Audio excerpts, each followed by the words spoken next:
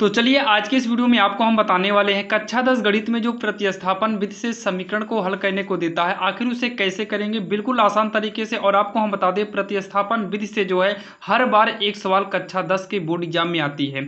आपको नॉर्मल समीकरण भी दे सकता है, बाकी आपको दर्शाने वाली सवाल देगा, उसमें से भी आपको प्रतिस्थापन विधि से सॉल्व करना रहता है, जो कि आप देख सकते हैं एनसीईआरटी बुक में तो एक प्रश्नावली ही आपको प्रतिस्थापन विधि से दिया हुआ है।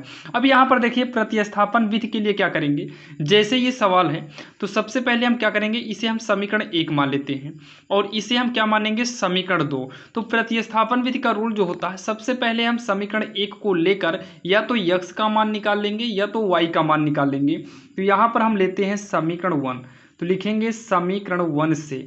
तो समीकरण 1 को यहाँ नोट करेंगे, x प्लस वाई इक्वल का 14। अब यहाँ पर या तो x का मान निकालो या तो y का मान, तो हम यहाँ से y का मान निकाल लेते हैं 14। यक्स को इधर भेज देंगे तो माइनस का यक्स हो जाएगा, जो कि इसे हम मान लेते हैं समीकरण 3 हो जाएगा। ये क्या हो जाएगा, समीकरण 3 हो जाएगा। अब यहाँ पर देखिए हमने समीकरण 1 को सॉल्व किए हैं, यानी कि समीकरण 1 को सॉल्व कर कर हमने समीकरण 3 बनाया है। तो अब जो समीकरण 3 का मान है, इसका मान हम समीकरण 2 में रख देंगे, क्योंकि एक से ही हमने 3 बना लिए तो एक का काम यहाँ पर अब नहीं है। हम यहाँ पर समीकरण 2 में जो है समीकरण 3 का मान रखेंगे। तो यहाँ पर लिखेंगे y का मान, क्योंकि y निकल के आया है, लिखेंगे y का मान समीकरण 2 में प्रतिस्थापित करने पर, इसमें हमें रखना नहीं बल्कि प्रतिस्थापित करना पड़ता है, प्रतिस्थापित करने पर। तो आइए समीकरण जो है 2 में प्रतिस्थापित करते हैं। तो सबसे पहले हम x लिखेंगे, x माइनस, अब यहाँ पर y लिखना है तो y के स्थान पर ही हम 14 माइनस x करेंगे, तो एक ब्रैकेट में करेंगे 14 माइनस x। फिर उसके बाद देखिए इक्वल लगा है, बराबर 4 कर देंगे, सॉल्व करेंगे x माइनस, ये होगा 14 माइनस माइनस प्लस x हो जाएगा, इक्वल में कितना होगा, 4 होगा। तो x को x में जोड़ेंगे तो 2x होगा, माइनस का 14 बराबर का 4, तो हो जाएगा 2x बराबर 4, ये माइनस 14 इधर आएगा, प्लस का 14 हो जाएगा। फिर ये होगा 2x बराबर 14 में 4 जोड़ेंगे तो कितना आ जाएगा, 18 आएगा। x बराबर 18, 2 का पक्षांतर करेंगे 2 बटे में आएगा, 2 का नम 2, 2 नवा का 18 हो जाएगा। x बराबर कितना आएगा, 9 आएगा। x बराबर कितना हो जाएगा, 9 हो जाएगा। अब x का मान उठाकर हम समीकरण 3 में रखेंगे, कहाँ पर रखेंगे, 3 में। तो यहाँ पर लिखेंगे समीकरण 3 से, समीकरण 3 से। तो समीकरण 3 क्या है, y बराबर है 14 माइनस यक्स के स्थान पर हम कितना रखेंगे, 9 रखेंगे। तो ये होगा y बराबर 14 में से 9 को घटाएंगे 5 आएगा, तो लास्ट में लिख देंगे अतः यक्स बराबर 9 तथा y बराबर 5 होगा, तथा y बराबर 5 होगा। यही इसका आंसर हो जाएगा, जो कि काफ़ी आसान था, आपके समझ में आया होगा। चलिए एक दो सवाल और देख लेते हैं। जैसे यहाँ पर देखिए, इसमें क्या करना है, इसमें भी आपको वही काम करना है। इसे हम मान लेते हैं समीकरण 1 और इसे हम मान लेते हैं समीकरण 2। तो चलिए अब हम क्या करेंगे, समीकरण 1 से, समीकरण 1 से या तो x का मान निकालेंगे या तो y का मान निकालेंगे। तो यहाँ पर देखिए 2x प्लस में 3y इक्वल का 9, तो y का ही मान निकाल लेते हैं। तो y का मान निकालने के लिए y वाले को रोक कर रखना होगा, 9 लिखेंगे इक्वल के बाद है, फिर 2x का पक्षांतर करेंगे, इधर आएगा माइनस में 2x हो जाएगा। y का फाइनल मान निकालना है, तो यहाँ पर जो इसके साथ 3 है, इस 3 को भी हटाना है। तो 9 माइनस का 2x, 3 का पक्षांतर करेंगे तो ये बटे में आएगा और ये बन जाएगा समीकरण 3। फिर वही करना है, y का मान जो है, देखिए समीकरण 1 से ही हमने इसको निकाला है तो 1 से अब मतलब नहीं रखेंगे, 2 में रखना है। ये जो y का मान आया है, इसका मान हम समीकरण 2 में प्रतिस्थापित कर देंगे। तो लिखेंगे y का मान समीकरण 2 में प्रतिस्थापित करने पर, प्रतिस्थापित करने पर। तो समीकरण 2 में प्रतिस्थापित करेंगे तो समीकरण 2 यहाँ पर देखिए क्या है, 4 है, x है, प्लस में 6 के बाद y आ गया है। तो यहाँ पर देखिए y के स्थान पर हम रखेंगे ये पूरा, तो 9 माइनस का 2x बटे में 3, ब्रैकेट करेंगे बंद और इक्वल में कितना है, 18 है, तो बराबर में 18 कर देंगे। तो 3 का नाम 3, 3 दूनी 6 हो जाएगा।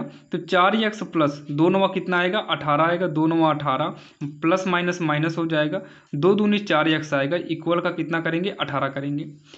यहाँ पर देखिए 4x से 4x कट जा रहा है, यहाँ 18 बराबर 18 बच रहा है, यानी कि सॉल्व करने पर हमारा x बच ही नहीं रहा है। जब x नहीं बच रहा है तो हम x का मान निकालेंगे नहीं, मतलब निकलेगा ही नहीं। तो लास्ट में लिख देंगे ऐसे कंडीशन में अतः जब कुछ नहीं बचा तो x y का मान नहीं ज्ञात किया जा सकता। तो लिखेंगे अतः x y का मान ज्ञात करना असंभव है, ज्ञात करना असंभव है, यही हमें लिख देना है। क्योंकि जब x y आपका कट ही गया, मतलब x जो था ये कट ही गया, तो यहाँ पर x और y का मान नहीं निकलेगा। वैसे भी यहाँ पर देखिए दोनों मिलता रहता है, ध्यान दीजिएगा। इसमें दो कॉमन ले लेंगे तो आपका यही मिल जाएगा। तो यहाँ पर भी आप यानी कि जब दोनों समीकरण एक जैसे ही मैच कर जाए, इक्वल की बात से मतलब नहीं होता है, इक्वल के पहले वाला जब एक ही जैसे हो, मैच कर जाए, तो उसमें x और y का मान ज्ञात करना असंभव हो जाता है। अब यहाँ पर देखिए एक सवाल लिए हैं बटे वाला, क्योंकि दिक्कत रहती है बटे वाले में। थोड़ा देखिएगा, लाइट चली गई इसलिए कीड़े आ रहे हैं। यहाँ पर देखिए, यहाँ पर भी हमें क्या करना है, इसे हमें समीकरण 1 मानना है और इसे हम क्या करेंगे, समीकरण 2 मानेंगे। आपको बटे में देगा, फिर भी आपको वही नियम करना है जो आप करते थे, मतलब जो इसके पहले हमने 2 सवाल में किए हैं। तो यहाँ पर क्या करेंगे, सबसे पहले हम क्या लिखेंगे, समीकरण 1 से, समीकरण 1 से तो यस माइनस का टी इक्वल में कितना 3 हो जाएगा। तो यहाँ पर या तो टी का मान निकालो या तो यस का मान निकालो। जैसे यक्स और वाई रहता था तो हम वाई निकालते थे, तो यहाँ पर देखिए यहाँ पर हम यस ही निकाल लेते हैं। तो यस बराबर 3, ये माइनस टी इधर आएगा तो ये प्लस में टी हो जाएगा और ये बनेगा हमारा समीकरण 3 बन जाएगा। ठीक, अब क्या करेंगे, यस का मान जो है समीकरण 2 में रखेंगे। तो यहाँ पर लिखेंगे यस का मान समीकरण 2 में क्या करेंगे, प्रतिस्थापित, समीकरण 2 में प्रतिस्थापित करने पर। तो समीकरण जो है इसमें स्थापित करेंगे तो यस के स्थान पर हम कितना करेंगे, 3 प्लस का टी बटे में 3 करेंगे, माइनस टी अपान 2 इक्वल का 6 कर देंगे। लघुत्तम लेंगे, 3 2 का 6 आएगा, तो 3 दूनी 6, 2 बार में 2 से गुणा करेंगे तो 2 3 प्लस का टी, ब्रैकेट करना आज बहुत जरूरी है क्योंकि डबल अंक है। माइनस में 2 3 6, 3 आएगा, 3 से करेंगे 3 टी होगा, इक्वल में 6 कर देंगे। ठीक, अब यहाँ पर देखिए 2 3 6 प्लस में 2 टी हो जाएगा, माइनस का 3 टी अपान 6 इक्वल का 6 हो जाएगा। तो देखिए 6 माइनस 2 टी में 3 टी घटाएंगे तो ये माइनस का टी होगा, बटे में 6 इक्वल का भी 6 होगा। 6 माइनस टी इधर से करेंगे 6 छंग 36 हो जाएगा, तो माइनस टी बराबर 36, 6 इधर लाएंगे माइनस का 6 हो जाएगा, तो ये हो जाएगा। अब इसको आगे करेंगे तो माइनस टी इक्वल में कितना आएगा, 30 आएगा। तो यहाँ से हम सॉल्व करेंगे, टी बराबर का माइनस का 30 होगा। टी कितना आ जाएगा, माइनस का 30। अब टी का मान जो है हमें रखना कहाँ है, समीकरण 3 में रखना है, समीकरण 3 में रखना है। तो ये साइड में कर देते हैं, समीकरण 3 से। तो समीकरण 3 क्या है थोड़ा देखते हैं। तो यहाँ पर है यस बराबर 3 माइनस नहीं प्लस है, अब टी है, टी के स्थान पे कितना रखेंगे, तो यहाँ पर देख सकते हैं टी के स्थान पर हम माइनस का 30 रखेंगे, तो माइनस का 30 करेंगे। यस बराबर 3 माइनस का 30 होगा, यस बराबर कितना आएगा, माइनस का 27, यानी कि यस का मान कितना आ गया, माइनस 27 आ गया है।